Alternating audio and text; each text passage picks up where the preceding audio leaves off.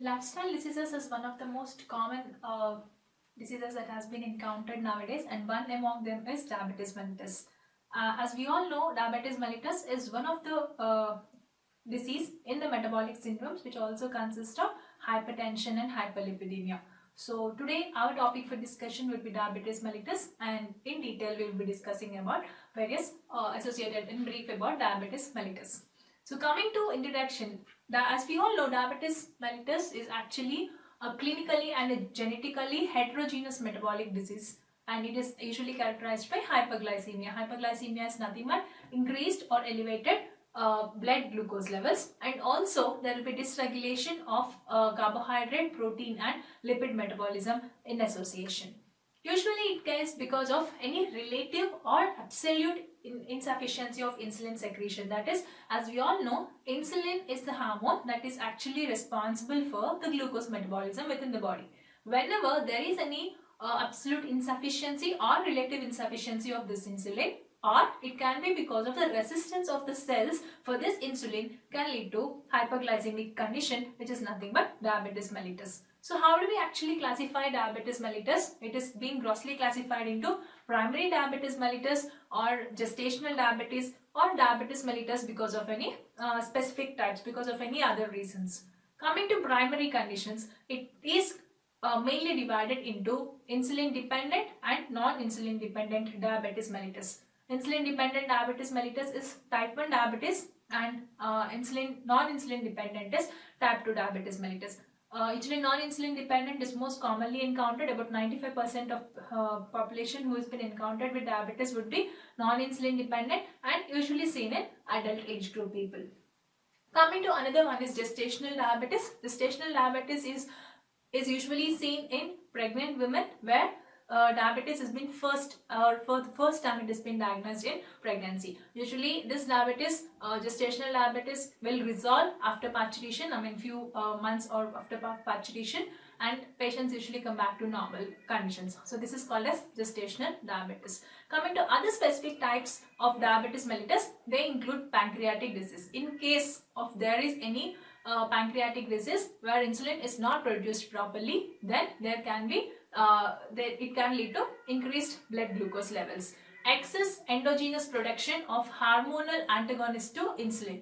If there are any antagonists that has been produced towards insulin, excess endogenous production for them, then it can also lead to hyperglycemic states. Medications such as corticosteroids, where they have negative effect on insulin, thiazides, diuretics and phenytoin will also lead to hyperglycemic states. It is also been associated with certain genetic syndromes. Now coming to the etiology. There are varied etiology for diabetes mellitus, and genetics are also known to play an important role. Some of the times diabetes mellitus is known to be familial too. So polygenic condition, reasons of genetics is also been associated with it, and certain other viruses like mumps virus, cytomegalovirus, Coxsackie virus, Epstein-Barr virus, we have rubella and Coxsackie B4 virus. All these viruses have been known to be associated with diabetes mellitus. These viruses are known to be cytopathic actually. They are cytopathic for the B cells, that is islets of Langerhans, B cells of pancreas, where it is actually cytopathic to them, leading to destruction of these islets of Langerhans, which are actually producing the insulin. So whenever there is again decrease in insulin, it can lead to increased blood glucose levels, that is hyperglycemia. Diet very rich in carbohydrates, excessive glucose intake can lead to hyperglycemia. Stress levels can also lead to hyperglycemic condition, and immunological factors, where a slow T cell mediated autoimmune disease, sometimes autoimmune diabetes mellitus can also be seen, where autoantibodies are directed against the beta cells and beta cells of Langerhans. Then we have pancreatic pathology, as we have discussed. It can lead to insulitis. Insulitis is one of the conditions which can also lead to hyperglycemia. What are the various risk factors? There are the recent lifestyle, sedentary lifestyle, non-exercise patients, high caloric intake of diet, these improper lifestyles, dietary conditions, age factors, especially older age group, stress and malnutrition in utero is also known to be a risk factor for this diabetes mellitus. When we are talking about type 1 diabetes mellitus, as we have discussed, it is insulin dependent, also called as juvenile onset diabetes mellitus, because usually it is seen in younger age group individuals, especially in the juvenile stage, in the stage of infancy. And it is due to autoimmune destruction of the insulin producing beta cells of pancreas. Usually it is an idiopathic form also. There will be absolute insulin deficiency in these cases. Hence, the patients are truly dependent on insulin here. If we give insulin to them, patients' glucose levels come down to normal. Effect of insulin actually on glucose uptake and metabolism. How does this act is, whenever the insulin is secreted, there are certain insulin receptors present on the cells. These insulin receptors will actually take this insulin, and the glucose that is being present within the blood will be streamlined into the cells. Hence, in the cells what happens, there will be there will be formation of glycogenesis, where the excessive glucose will be converted and be present in the stored forms. Okay, our cells usually store the excessive glucose. This is how actually insulin acts. Whenever there is type 2 diabetes, which is non-insulin dependent, or adult onset diabetes, here what happens, there will be insulin resistance in the peripheral tissues. As you have just seen how insulin has been helpful in reducing the glucose levels within the blood and storing the excess glucose within the cells, here what happens is the cells are usually resistant to this insulin.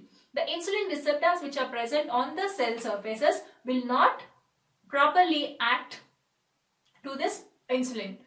There will be resulted from impaired insulin function too. Though all the insulin level is normal within the body, there will be impaired insulin function. Type 2 diabetes mellitus is usually due to peripheral resistance of this insulin, especially in the muscle cells, and also because of increased glucose production within the liver. That is, there is normal insulin that is being produced within the body. However, when the body within the liver, when there is increased glucose production, obviously the blood glucose levels is elevated, and the amount of insulin that is being supplied will not be able to convert all this glucose, into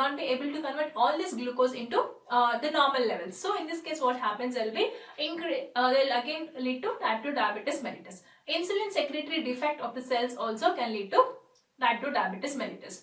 There is something called as insulin resistance syndrome or syndrome X. Here there is a multitude of conditions such as hyperglycemia, hypertension, dyslipidemia, central or abdominal obesity, and also atherosclerosis. All these conditions will together call it as insulin resistance syndrome or syndrome X. So let us actually have a brief insight about insulin. What is this insulin? Insulin is a hormone that is being synthesized by beta cells of pancreas. What is the function of this insulin? How does it act? This insulin will be helpful in promoting uptake of glucose from blood into the cells. Whenever there is excess glucose is present within the cells, it is converted into a storage form of glucose, that is nothing but glycogen. Along with the glucose, other materials which are the energy rich sources such as fatty acids are also converted to triglycerides, and amino acids are converted into proteins. Okay, this is the function of insulin. Whenever that insulin is deficient, it can lead to hyperglycemia, that is excessive glucose within the blood, because it is not allowing the glucose within the blood into the cells, and it is not converting this glucose into the stored product. Polyuria. In these patients what happens is there will be excessive urination, that is nothing but polyuria. Polydipsia. Because of excess urination, there will be loss of fluids from the body resulting in dehydration. That in turn results in polydipsia. Polyphagia is something called as excessive hunger. Patient will have unexplained hunger, and dehydration is because of loss of fluids, and then lead to electrolyte imbalance and also acidosis in this condition. This acidosis in turn can lead to Kussmaul's breathing in severe hyperventilation or severe acidosis cases. Coming to other clinical features associated, we have something called as nocturia. Patients with diabetes mellitus usually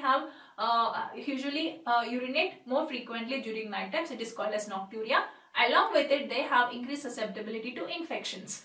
Opportunistic infections in kinds of vulvovaginal candidiasis or oral candidiasis is usually more commonly seen in cases of diabetes mellitus. And we see paresthesia. Paresthesia, especially the peripheral neuropathy, is most commonly seen. This peripheral neuropathy is because of damage to the micro blood vessels, because of microangiopathy, there will be damage to the micro capillaries that have been supplying to the peripheral nerves, leading to peripheral neuropathy that in turn causes paresthesia or loss of sensation. There can be changes in the vision, increased intraocular pressure. This is also one of the complication of diabetes mellitus because of microangiopathy again, and vulvovaginitis or pruritus, and we can also see ketoacidosis in severe conditions. Loss of skin turgor. Other neurological symptoms such as dizziness, weakness, numbness. Patients can have chest pain, tachycardia, gastrointestinal symptoms, genitourinary symptoms, especially urine incontinence, and also have sexual dysfunction. Coming to main symptoms of diabetes manifestations are again multisystemic. There are different systems are involved here because of micro and macroangiopathy. Coming to the central manifestations, patients usually have polydipsia, polyphagia, lethargy, stupor. Systemic weight loss, unexplained weight loss will be seen in these cases. Kussmaul's breathing is seen, as we discussed. There will be blurred vision, smell of acetone. Acetone breath is usually seen, especially in ketoacidosis. Nausea, vomiting, abdominal pain, polyuria and glycosuria can also be seen. Glycosuria is nothing but glucose in urine. Coming to complications of diabetes, it have microvascular and macrovascular complications, and in microvascular complications is nothing but damage to the micro blood vessels, that is small blood vessels or capillaries which have been supplying to the end organ. As a result, what happens, there will be retinopathy, because this microvasculature is very much important for blood supply of retina. Whenever there is a break of these blood vessels and spillage of blood into the surrounding tissues, it can lead to retinopathy, nothing but diabetic retinopathy, one of the most common causes of blindness in patients suffering from diabetes mellitus. We also see neuropathy among them, nothing but peripheral neuropathy. We have just discussed about it. And we also have nephropathy. Nephropathy, where the microvasculature is being disturbed again, which is supplying the kidneys, leading to nephropathy, diabetic nephropathy. Periodontal diseases is one of the most common oral manifestation which is seen in patients with diabetes mellitus. It is again because of microvascular complication.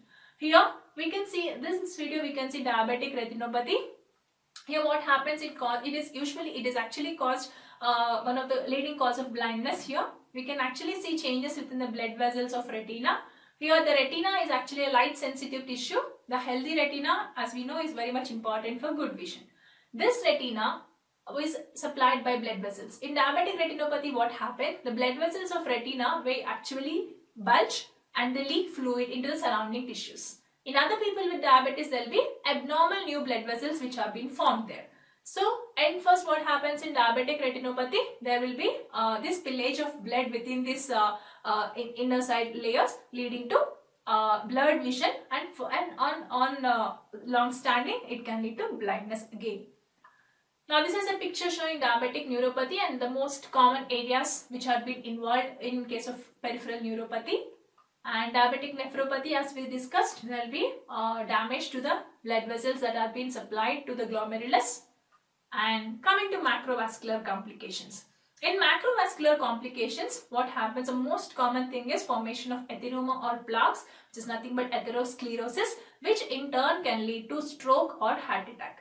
In this, what happens is, because of this plaque which has been formed because of hyperlipidemia or the macrophages which are being loaded with lipid, nothing but foam cells, what they do is they come and stick to the inner wall of the arteries. Thereafter,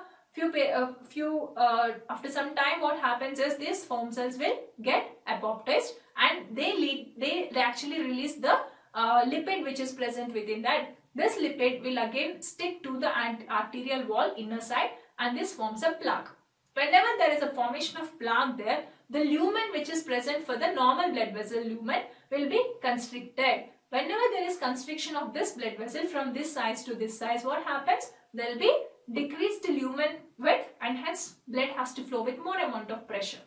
Sometimes if there is complete blockage of this lumen, there will be no perfusion of blood, leading to ischemia of the end organ, finally leading to end organ damage. As we discussed, because there is decreased lumen width, as the blood has to flow with more pressure, it leads to hypertension. Dyslipidemia is one another complication of diabetes mellitus. Coming to oral manifestations. Various oral manifestations as direct manifestations of diabetes and secondary manifestations because of the medication that patients use for diabetes mellitus. Primary important thing, patients usually complain of xerostomia or hyposalivation. This can be because of peripheral neuropathy even for the salivary glands, leading to less stimulation of salivary glands to secrete saliva. So in those cases they have xerostomia. Another important thing is, as patients with diabetes mellitus usually have polyuria, they have dehydration because of loss of fluids. In those cases also there will be dry mouth or xerostomia. Fungal infections are one of the important thing because of opportunistic infections. As we have already seen, diabetes mellitus can lead to increased opportunistic infections because of decreased immunity there. Periodontal disease because of microangiopathy. Gingiva is usually friable, and in diabetes mellitus, good oral hygiene is very much important. Whenever patients have good oral hygiene, this will help them in preventing periodontal disease. Hence, regular dental checkups are very important for them. And other important thing is, recently this increase in periodontal diseases in case of diabetes mellitus have known to have ill effect even on heart. So recent research has shown association between periodontal disease and heart diseases too. And patients usually have altered taste. This altered taste is because as patients are on sulfonylureases has a side effect of one of the adverse drug reaction is altered taste, and xylosis, dental caries are very much seen in these patients. Dental caries is because patients with diabetes mellitus has salivary glucose levels high when compared to normal person. As this salivary glucose is high, microorganisms have a good substrate for their caries activity, leading to dental caries. Lichen planus and lichenoid reactions are also most commonly seen, especially lichenoid reaction as an adverse drug reaction for various drugs such as sulfonylureases and metformin. And you will also see various changes in the microflora. In type 1 diabetes mellitus, usually capnocytophaga, vibrios, actinomyces, Porphyromonas gingivalis and Porphyromonas intermedia are most commonly seen or elevated microflora within the body, within the oral cavity. And type 2 diabetes mellitus, we see Porphyromonas gingivalis, Porphyromonas intermedia and Campylobacter rectus as one of the increased or newer oral microflora within the oral cavity. And furred tongue and cracked lips, this is because of dehydration as one another oral manifestations. So now, what happens when we treat such diabetes mellitus patient? What are the complications that usually arise post-dental treatment? For example, when you are treating a patient with diabetes mellitus, if the patient's blood glucose levels are well controlled, so we need, if proper oral hygiene, if proper aseptic conditions are maintained, we need not worry much about that. But if the patient's blood glucose levels are altered or increasing, then there can be certain complications associated with post-dental treatments. First and foremost important thing is delayed wound healing, delayed socket healing in these patients. Increased bleeding can be seen, osteomyelitis, cervicofacial cellulitis, septicemia, hypoglycemic coma. Most of the times it goes unknown, okay, hypoglycemic unawareness because of that, and diabetic ketoacidosis. These are about the complications that are usually associated with diabetes mellitus. Now coming to the diagnosis of diabetes mellitus, here what happens is, how do we actually diagnose diabetes mellitus? So the various investigations that will help us in identifying clinical features and history of patient's lifestyle will also give us an insight into the diagnosis. Now urine analysis for glucose and ketones will be helpful. Random blood sugar and fasting blood glucose is also very helpful. When fasting blood glucose normal levels is less than 110 mg per deciliter, anything above than this can be either can show us as diabetes mellitus. And 2 hour postprandial, when we have taken, normal is usually less than 140 mg per deciliter, and random plasma glucose is usually greater than 11 millimole per liter. If it is greater than this, then we consider it as diabetes mellitus. Glycosylated hemoglobin assay will also be useful whenever patients' previous glucose levels are not known. When we take this glycosylated hemoglobin assay, we actually check for glucose levels from past 30 days to 90 days. That is about last 3 months data can be available with the help of this glycosylated hemoglobin assay. We have another test called as oral glucose tolerance test. It is actually given, the procedure of the test is when Patient is usually given an unrestricted diet of carbohydrates for 3 days prior to test, and overnight fasting is done just before the test. And the day of the test, patient has to will be given 30 minutes rest before the test procedure actually starts. And patient should actually restrict him or herself from smoking.